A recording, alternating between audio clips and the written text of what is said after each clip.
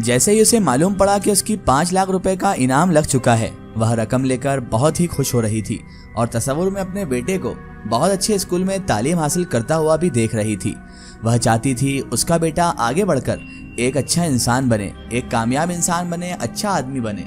जो कुछ वह नहीं कर सकती है, जो कमियां उसके साथ रही हैं, वह उसके बेटे के साथ कभी ना रहे। लेकिन इस बेचारी को कभी ये मालूम ही न था कि इसकी खुशियों को ग्रहण लगने ही वाला है। फ़हीम को न जाने कहां से पता चल गया कि हानिया की लॉटरी 5 लाख की लग गई है।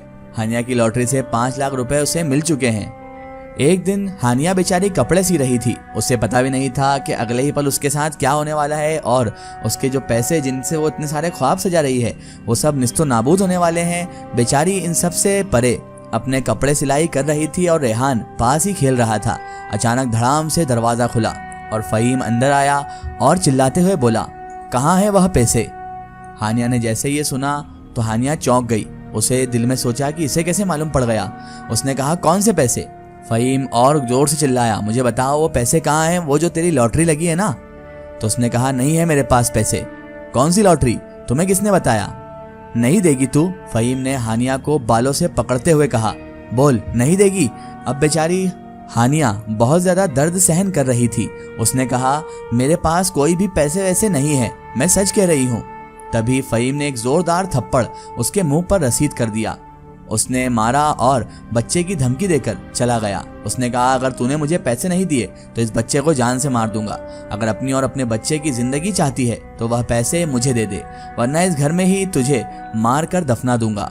ये कहकर फ़हीम अब वहां से जा चुका था। बेचारी हानिया जोरों से रो रही थी।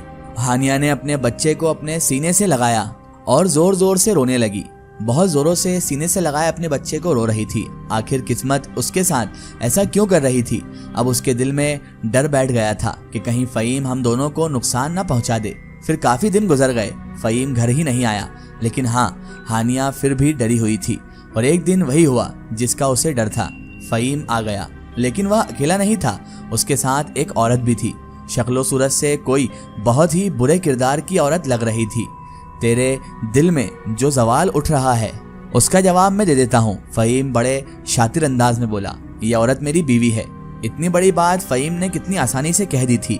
भले ही फ़हीम जैसा भी था, उसका शौहर तो था ही। वह यही सोच रही थी, या खुदाया, मुझे ये किन जुर्मों की सजा मिल रही है? मुझे इससे भी पूछने का हक नहीं है कि तुम एक बीवी के होते हुए एक दूसरी बीवी ला रहे हो। इससे अच्छा ही था कि मैं पैदा होते हुए मर जाती। रात काफी हो चुकी थी, इसलिए हानिया सोने के लिए अपने कमरे में चली गई।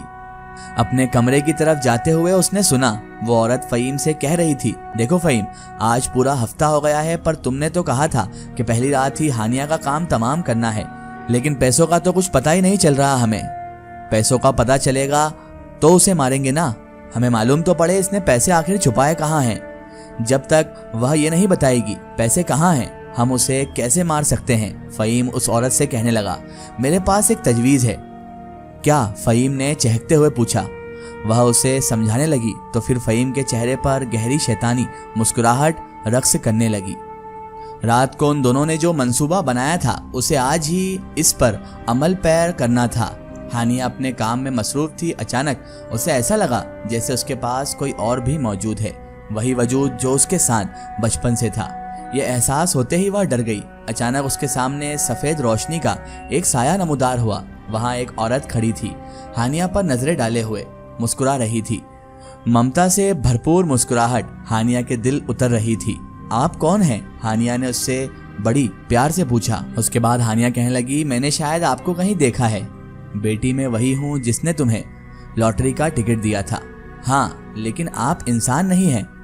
नहीं बेटा, मैं एक जिनजादी हूँ, लेकिन मैं मुसलमान कबीले से हूँ। हाँ, मैं तुम्हारे साथ तुम्हारे बचपन से हूँ।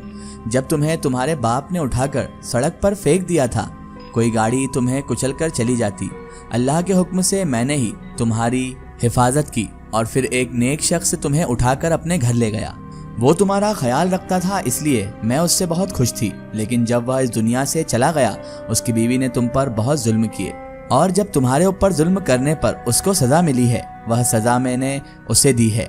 मुझे लगता तो था कि मेरे साथ कोई मौजूद है, कोई ऐसा है जो मेरी हिफाजत करता है, लेकिन मुझे ये नहीं पता था कि वह एक जिनजादी हैं।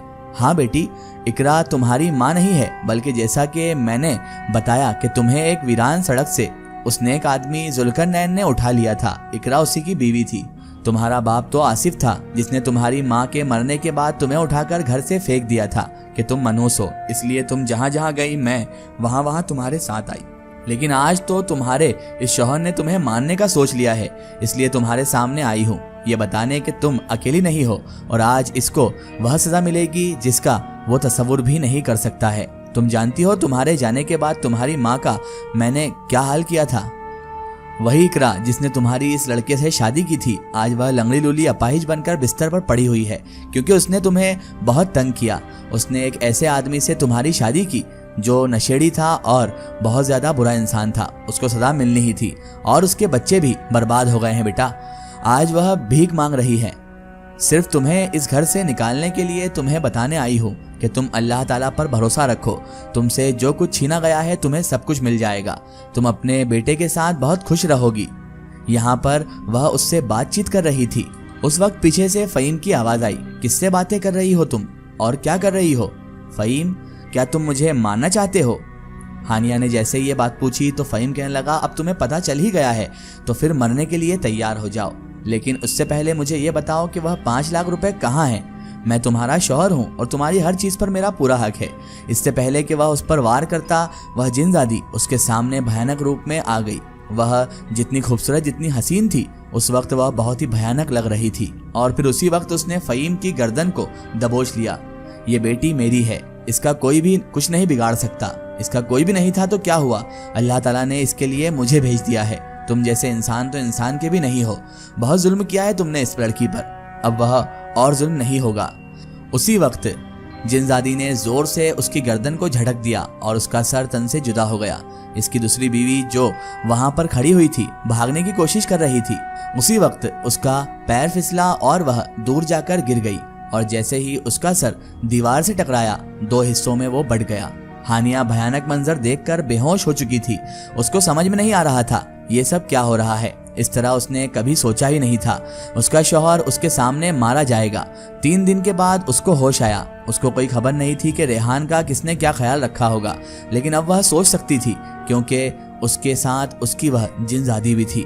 माँ की तरह उसने उसकी बहुत ज्यादा फिक्र करी थी और उसने अपना वादा भी पूरा किया, जैसा उसने कहा था कि हानिया को सारी खुशियां वो दिलाकर रहेगी।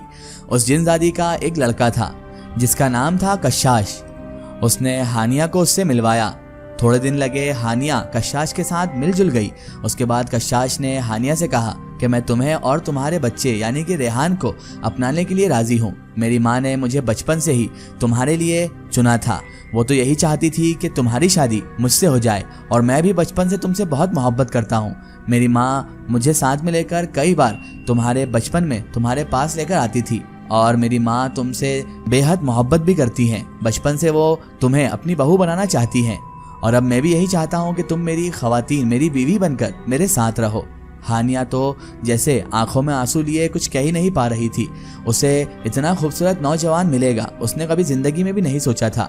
आज वो सारी बातें सच हो रही थी जो उस जिनजादी ने कही थी। उस जिनजादी ने कहा था कि तुमसे जो छीना गया है तुम्हें वापस मिलेगा, और आज कशाश की सूरत में उसे एक खूबसूरत नौजवान और मोहब्बत करने वाला कोई शख्स मिला था। हाँ, वो जिनजादा था, लेकिन वो इंसानों की तरह नहीं था।